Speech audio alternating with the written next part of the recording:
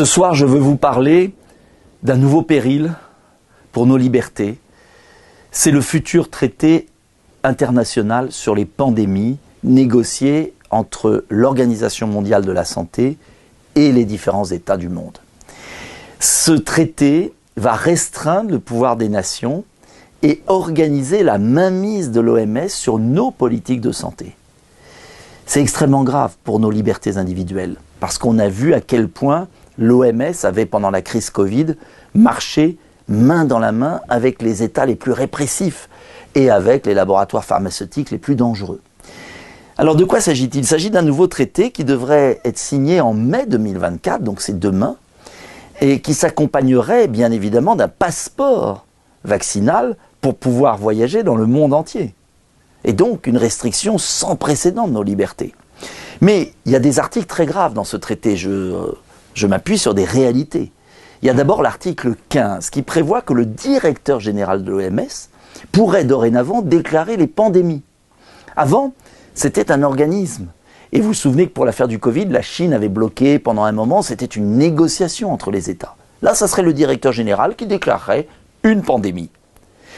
Une fois qu'il a déclaré la pandémie, cela donnerait des pouvoirs extravagants à un nouvel organisme prévu par l'article 20, la conférence des parties.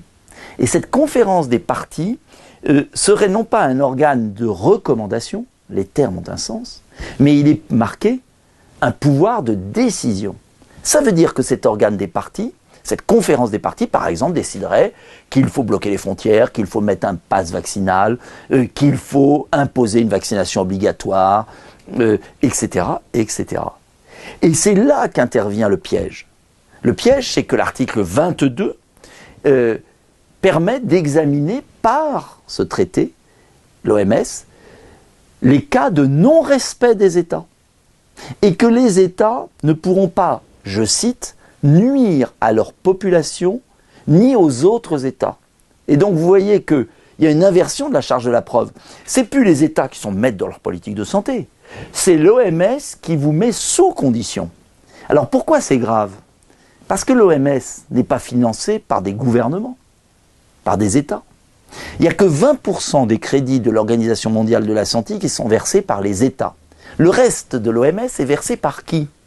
Par des intérêts privés, soit des fondations, soit de l'industrie pharmaceutique. Ça veut dire par exemple que la fondation Gates, Melinda et Bill Gates, finance l'OMS et donc est à fond pour une vaccination accélérée des populations. C'est la fondation Bloomberg, c'est aussi des industries. Alors ça veut dire quoi ? Ça veut dire que vous voyez le piège se refermer. Ceux qui financent en plus ont le droit de demander que ces financements soient fléchés. Fléchés, ça veut dire quoi ? Je finance l'OMS, mais je veux qu'on vaccine telle population, de tel vaccin, contre telle maladie. Vous avez vu que tout est bouclé. On peut très bien imaginer des grandes entreprises pharmaceutiques qui veulent écouler, comme ça s'est passé au niveau de l'Union européenne, 4,6 milliards de doses pour 71 milliards d'euros décidés par Mme von der Leyen avec des SMS, dont 2,4 milliards d'euros pour une seule entreprise, Pfizer. Et donc vous imaginez que le pouvoir de décision n'appartient plus à la démocratie, au peuple, mais à un organisme supranational dirigé par des entreprises et des fondations. C'est une remise en cause totale de la souveraineté des nations, de la liberté individuelle, et ça peut être une catastrophe sanitaire. Voilà pourquoi, à la lumière de ce qu'on a vécu au moment de la crise du Covid, il est vital de se mobiliser contre ce traité. Je vous invite à diffuser cette vidéo, je vous invite à la partager, je vous invite à alerter, je vous invite à écrire aux parlementaires, je vous invite à m'aider aussi, à donner. On a besoin d'argent. Financièrement, oui. Nous sommes face à des intérêts qui ont des milliards. Nous sommes là avec nos convictions, notre cerveau, notre lucidité. Alors, aidez Debout la France ou d'autres, faites ce que vous voulez, mais on a besoin de vous car il faut une prise de conscience mondiale avant mai 2024. Il nous reste moins d'un an pour gagner la bataille.